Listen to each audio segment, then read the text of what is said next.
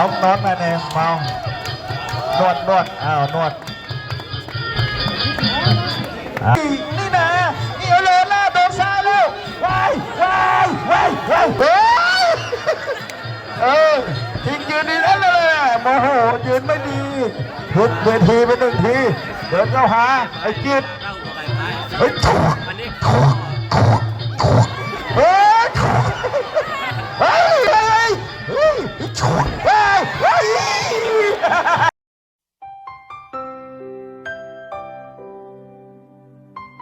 เอากระจับมาคืนหรือยังเมื่อกี้มานี่เราเท่าขวาไอ้ช้อปปิ้งรอแล้วไอ้เฉิงชายโมโหแล้วตัวแล้วเอา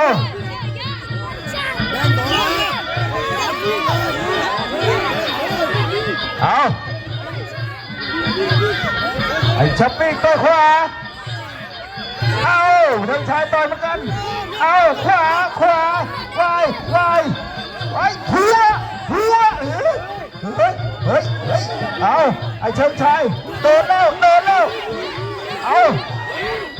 มีสวนเฉิงชายหัวแบบไอ้ช้อปปิ้งมุดนี่นะนี่เอาเลยล่ะโดนซาแล้วว้ายแล้วมึงไงโดนทีมนี่ไอ้เฉิงชายโดนแล้วนี่ว้ายเอาแล้วไอ้เฉิงชายโดนแล้วไอ้ช้อปปิ้งขิงเยอะมันเชื่องเจ้เลยเอาไอ้เฉิงชายเอายังไงทีมหัวมึงหัววายไอ้จะไหนไอ้เฉิงชายเดินเข้านี่แหละเดินมาขวาตรงนอกดูแล้วพาพลุกนับก่อนขมงกลางแหวเอาว่าสู้ว่าเอาจะไหนส่งชิ้นแหวว่าละขึ้นจ้าแล้วก็ลงไว้ขิงบะไอ้ช้อปปิ้งชนะแหลมแล้ววันแรกมันไม่ได้ตัดผมวันนี้มันตัดผมมันหลอกเขาไม่ได้หรอกไอ้ช้อปปิ้งชนะแล้วนะครับเชิงชัยช้อปปิ้งเอากระจับมาคืนมีรางวัลให้ช้อปปิ้ง100ขอบคุณผู้ใหญ่ใจดีครับขอบคุณครับตบมือหน่อยครับขอบคุณผู้ใหญ่ใจดี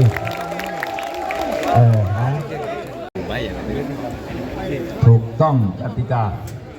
เงินกองพบว่าไม่ต้องใจร้อนมาทางนี้เลยผู้ใหญ่ใจดีอยู่ทางนี้เลยเดี๋ยวทั้งคู่จิตกับเทยีมารับเงินรางวัลจากผู้ใหญ่ใจดีเลยให้รางวัลอาชีพคนละ100ก่อนครับก่อนชกคนละ100ชกคือสนุกนะอาชีพก่อนละคนละ100ครับขอเสียงตบมือครับเดี๋ยวจื้อชื่ออะไร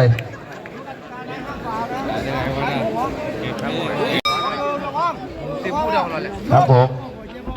ได้โชคเอาแล้ว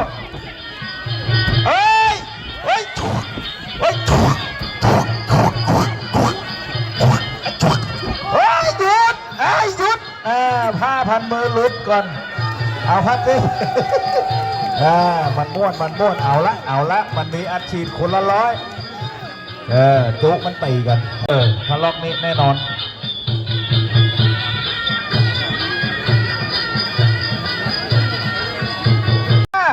เอาต่อนี่นะนี่นะนี่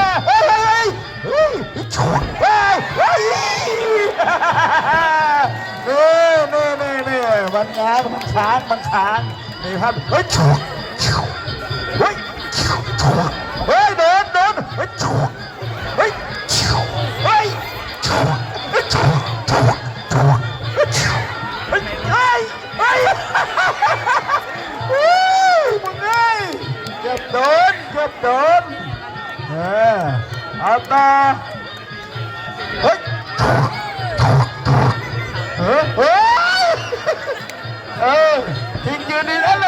โมโหยืนไม่ดีทุบเวทีไปหนึ่งทีเดินเข้าหาไอ้จิตเฮ้ยถูกถูกถูกถูกเฮ้ยถูกเฮ้ยเอาเข้าท่าแล้วเอาละเอาเฮ้ยไปเดี๋ยวมันต้องบอกพี่เลี้ยงออกมากลางเวทีมันต้องปรึกษาเฮ้ยถูกนี่นะเฮ้ยถูกว้ายถูก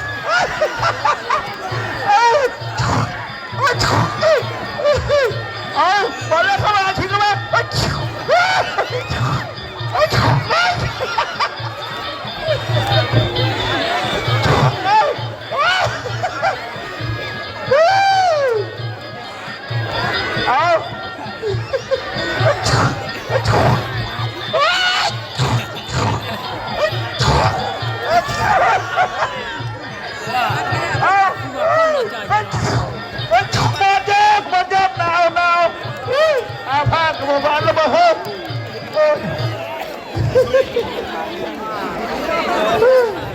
ภาพกดดันพี่เลี้ยงเอาโต้ถาดขึ้นมาเร็วจะพึ่งสอนนั่นนวดโอ้โหมันนวดเดี๋ยวมันทิ้งกระเทียมหมดแล้วกับเฮ้ย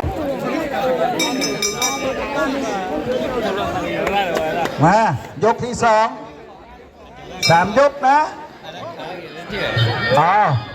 ไอ้จีบไฟแดงไอ้ทอจีน้ำเงินเอาเฮ้ยมึงอย่าไปซ้ำไอ้ทีมาลุกก่อนนี่เต็มปลายครั้งมันแปลกเนาะวิทย์ไปออกกลางเวทีเลยทอจีถู